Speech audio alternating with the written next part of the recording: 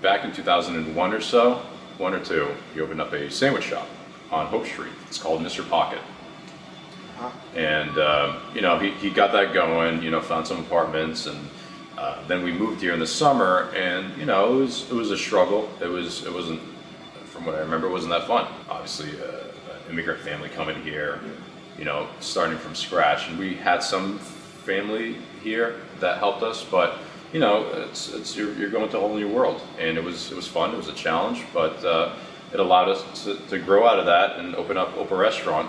Being a family business, family restaurant, you walk in here, you're going to feel welcomed. You're going to feel loved in a way, and that's really what built us. Is my mother comes out and before COVID hugs you, says hey, how are you? My dad comes out, how's the food, and you get to meet the family that way.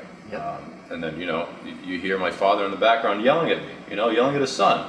That's how it is. Yeah, right. So it's fun. There's another business, let's say in downtown Providence, that is struggling, the sandwich shop, and the owner suggested she call Grub Hub, and Grub Hub gave her 35% as an offer. 35%. It's like of the total check. Yeah, just whatever the sale is.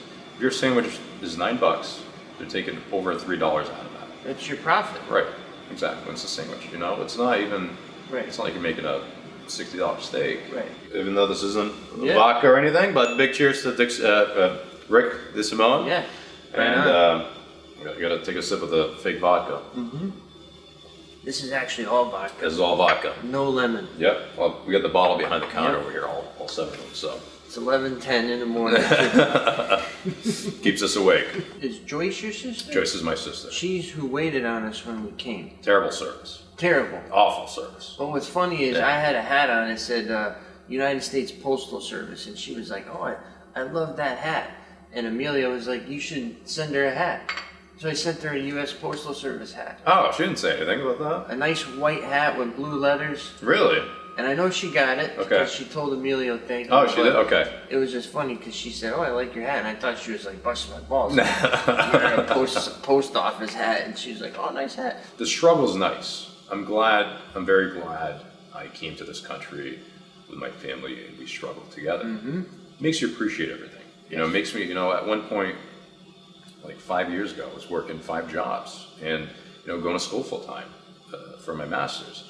And, to some it's like, why are you doing all that? But it's like, this is an opportunity not a lot of us have. And I think that's something in this country that, I think a lot of us are spoiled and we don't realize it. That's why immigrants come to this country and they work their butts off because, this is our last shot. If we don't make it here, we're done. Right.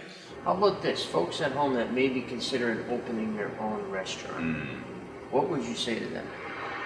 You don't have any more time. That's it. That's your main focus, I think, if you think you're going to have, the weekend off, you can't. You're done.